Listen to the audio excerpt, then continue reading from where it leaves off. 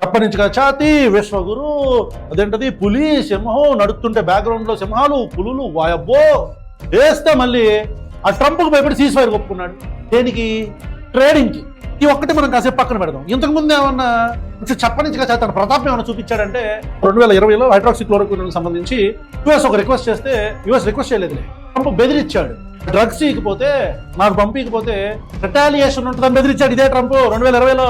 ఇప్పుడు కూడా జడుచుకొని కొన్ని కోట్ల మంది ప్రజల యొక్క ప్రాణాలను పణంగా అప్పజెప్పి యుఎస్ ప్రజల కోసం ట్రంప్ గారు అడిగితే వాడికి రాత్రికి రాత్రి హైడ్రాక్సిక్లోరోక్విన్ టాబ్లెట్లు 50 మిలియన్ వెళ్ళిపోయినాయి చుప్పుల్లో.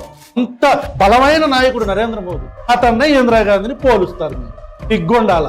వారంటే ఇట్లా ఉంటది, దీన్ని మొత్తం దేశాన్ని తీసేస్తాం, లేపాడు నవ్వుతాం అని చెప్పని నిలబడిన ఇందిరాగాంధీ అక్కడ మధ్యలో ఒక బ్రోకర్ అలా వచ్చి వద్దు మీరు కాపుగా ఉండండి లేకపోతే మేము ట్రేడ్ ఆపేస్తాం అనగానే సైలెంట్ అయిపోయింది నరేంద్ర మోదీ అక్కడ.